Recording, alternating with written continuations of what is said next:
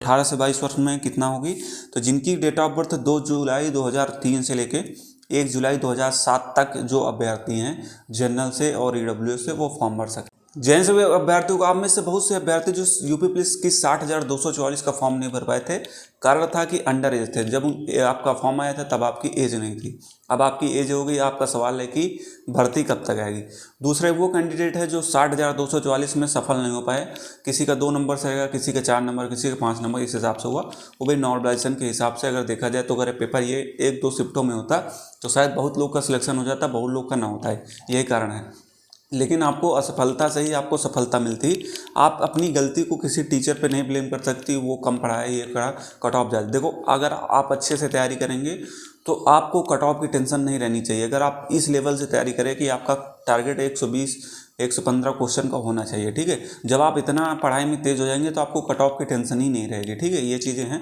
तो इस हिसाब से अगर आप दोबारा तैयारी करना चाहते हैं, आप फिर से स्टार्ट करें कि आपकी कहाँ गलती हो गई थी और कहाँ से मुझे फोकस करना चाहिए, मेरा कौन सा सब्जेक्ट वीक है, मुझे उस पर फोकस करना चाहिए, ठीक है। ये चीज़ें आपके पास हैं। यहाँ से आपके पास 2 ऑप्शन है, या तो आप पीछे लौट सकते हैं या तो और आगे बढ़ सकते हो, क्योंकि असफलता से ही आपको सफलता मिलने वाली है, इसलिए निराश मत हो, ठीक है। और अगर आपको मेरे हिसाब तरफ से कोई मदद चाहिए, क्योंकि मैंने आपको बहुत सी इसके पहले पेपर में आपको मदद दी है, तो आइए, आपको टेलीग्राम पे सब कुछ प्रोवाइड करा दूंगा। पुराने बैचेस जो है, आपको जो तैयारी करना वो भी मिल जाएगा, यूपीएसआई का मिल जाएगा, और पीडीएफ नोट्स ये सारे आपको मेरे टेलीग्राम पे मिल जाएगा। तो टेलीग्राम का लिंक वीडियो डिस्क्रिप्शन में दे दूंगा, वहाँ जाके ज्वाइन कर सकते हैं। अब सबसे पहले बात करते हैं कि आपकी भर्ती कितना आएंगी और किस विभाग में आपके कितना आएंगे। देखो, भर्तियों के लिए अध्याचन आपका पता ही होगा कि आपका 2023 में आ गया था। ये आपके भर्ती बोर्ड के ऑफिशियल ट्विटर हैंडल से ट्वीट था। अब इसमें देख सकते हैं कि पहला जो उनका ट्वीट आया था उसमें उन्होंने कहा था कि सिविल पुलिस के 41,811 पदों पर भर्ती होगी। तो वो भर्ती आपकी आ चुकी है, बढ़ा के भर्ती आई आपकी। 41,000 का अध्याचन था, उन्होंने 60,244 पद निकाले थे। तो इसमें क्या है, अब उसके बाद इन्होंने पीएससी की बात की थी, 10,984 पद हैं। तो हो सकता है ये जब भर्ती आपकी है, इनका अध्याचन हो चुका है, ये भर्ती आपकी आना कन्फर्म है, तो ये आपकी बढ़ सकती है। हो सकता है 10-12,000 15,000 कुछ भी हो सकती है, ठीक है। फायरमैन की बात हो रही थी 1,007 पद, ये भी आपके बढ़ सकते हैं। जेल वार्डर की बात हुई थी 2,833 पद। आपके यूपीएसएसएफ जो आपकी अभी गठन हुआ था 1,341 पद, उसकी बात हुई थी। और महिला पीएससी की बात हुई थी 761 पद। तो महिलाओं के लिए, महिलाएं जो है पीएससी के 10,984 पद पे आवेदन नहीं कर सकती, क्योंकि उनके अलग से पद हैं 761 पद, उस पर आवेदन। बाकी सभी भर्तियों में आपका 20% कोटा होगा, तो उसके लिए निश्चित हो जाइए, ठीक है। और वहीं बात करें यूपीएसआई के लिए, तो 3669 पद के लिए आपका अध्याचन है, और ये भर्ती आपकी बढ़ सकती है। तो करीबन ये मैंने भर्ती जोड़ा है आपके 20,000 है। और जो आपके चर्चा चल रही थी कि 40,000 भर्ती आएंगी, तो उस 40,000 का पता नहीं, लेकिन 20,000 ये भर्ती आपकी आना कन्फर्म है। और यही हो सकता है 20 बढ़ के 40 हो जाए। और बाकी सिविल पुलिस के अभी पद के लिए कोई भी जिक्र नहीं, जब तक वो भर्ती बोर्ड के पास अध्याचन नहीं जाएगा तो सिविल पुलिस के पद आपके आना मुश्किल है, क्योंकि सिविल पुलिस की एक 60,244 वैकेंसी काफ़ी ज़्यादा संख्या में है। तो हो सकता है सिविल पुलिस की ना के बराबर चांसेस हैं अभी 1-2 साल। लेकिन ये जो भर्ती आपकी हैं, PSC, jail warder, fireman, UPSI, ये आपकी है। इसमें से यूपीएसआई की प्रबल संभावना है कि यूपीएसआई का आपका टेंडर वगैरह सभी पास हो चुका है। अभी आपके यूपी पुलिस का रिजल्ट आ चुका है। अब इसके बाद ये भर्ती का क्या है, अभी कैलेंडर आने का पूरे चांसेस हैं। जनवरी में आपका कैलेंडर आएगा, उसके बाद से आपकी वैकेंसी आना स्टार्ट हो जाएंगी। तो तब तक जो है अपना, जिसकी एज है, अभी आपको मैं एज बता दे रहा हूँ जो इस लिमिट के दायरे में है, अपना तैयारी शुरू कर दे, ठीक है। और यूपीएसआई की देखो आपकी भर्ती आना तय है, तो यूपीएसआई की जो तैयारी कर रहे हैं वो भाई लग जाओ, क्योंकि यूपीएसआई एक ऐसी वैकेंसी, आपको पता ही होगा यूपीएसआई का क्या रौब चलता है। तो इसलिए अगर यूपीएसआई की आप तैयारी कर रहे हैं, तो यूपीएसआई के लिए मैं आपको कुछ बुक सजेस्ट कर रहा हूँ, वो जाके आप परचेज करके अपनी तैयारी को मजबूत बना सकते हैं। तो यूपीएसआई के लिए बेस्ट बुक की बात करें, अभी चच्चू प्रकाशन के मार्केट में आई है।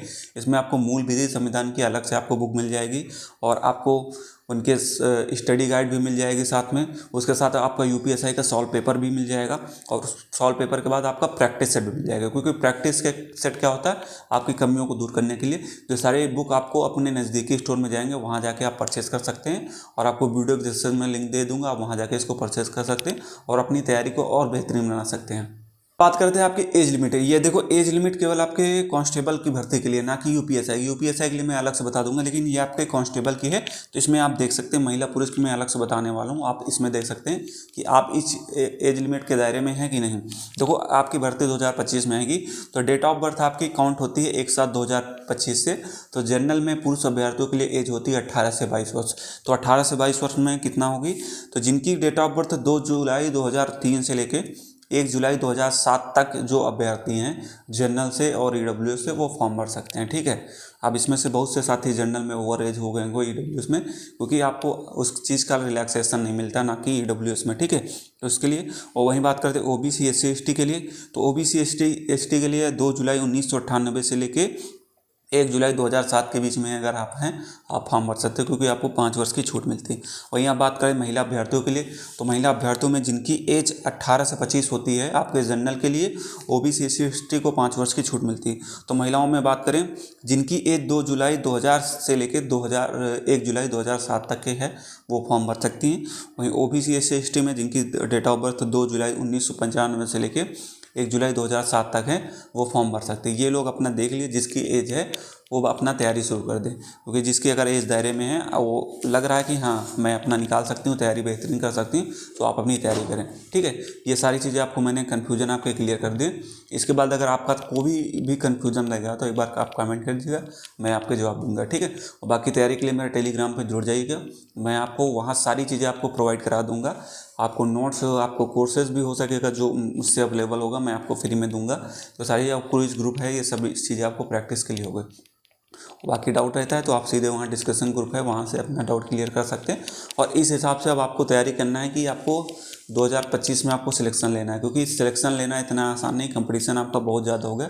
उसके लिए आपको बेहतरीन तरीके से तैयारी करना होगा। तो सारी चीज़ें आपको किताबों से ही करना पड़ेगा। तो किताबें आपको मेरे टेलीग्राम पे ही सब सारी किताबें आपको प्रोवाइड करा दूंगा कि हाँ आपको इस बुक से पढ़ना है और ये चीज़ें आपकी हैं। ठीक है। और बाकी जो भी समस्या रहा के आप पर्सनल मैसेज करके मुझसे पूछ सकते हैं, और या तो आप कमेंट कीजिए, कमेंट में जवाब देने लायक होगा आपको कमेंट दे दो।